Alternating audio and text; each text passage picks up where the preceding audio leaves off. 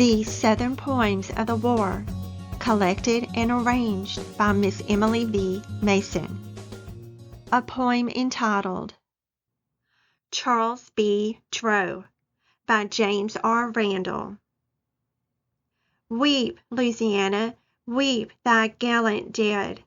Weave the green laurel o'er the undaunted head. Fling thy bright banner o'er the heart which bled, defending thee. Weep, weep, imperial city, deep and wild. Weep for thy martyred and heroic child. The young, the brave, the free, the undefiled. Ah, weep for him. Lo, the wail surges from embattled bands by Yorktown's plains and Pensacola's sands, re-echoing to the golden sugar lands. Adieu, adieu. The death of honor was the death he craved, to die where weapons clashed and pennons waved, to welcome freedom o'er the opening grave, and live for aye. His blood had too much lightning to be still. His spirit was the torrent, not the rill. The gods have loved him, and the eternal hill is his at last.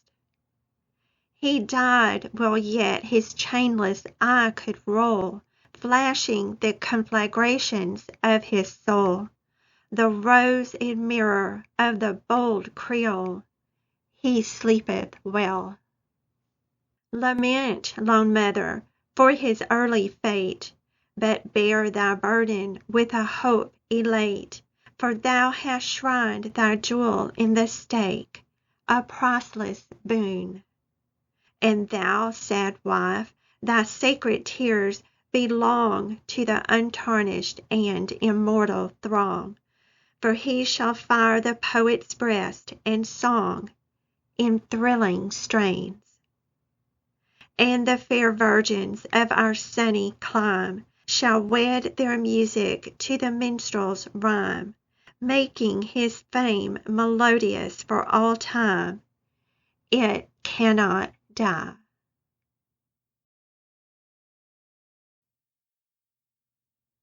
About the author. James Ryder Randall was born on January 1st, 1839, in Baltimore, Maryland.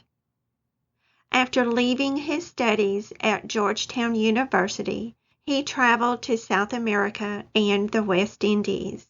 Upon his return to the United States, he taught English literature at Poydras College at Point Coupee Parish, Louisiana. Tuberculosis prevented him from enlisting in the Confederate Army.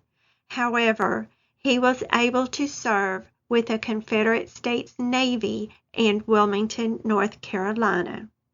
After the Civil War, Randall became a newspaper editor and a correspondent in Washington, D.C. for the Augusta Chronicle. He continued to write poems.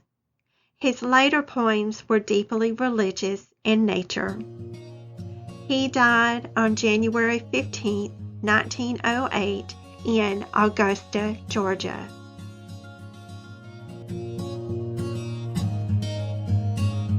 Thank you for stopping by, Lady Carrie Ann.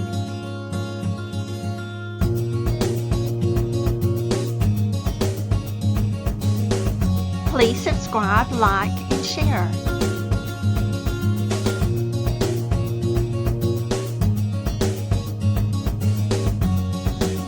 Count your many blessings every single day.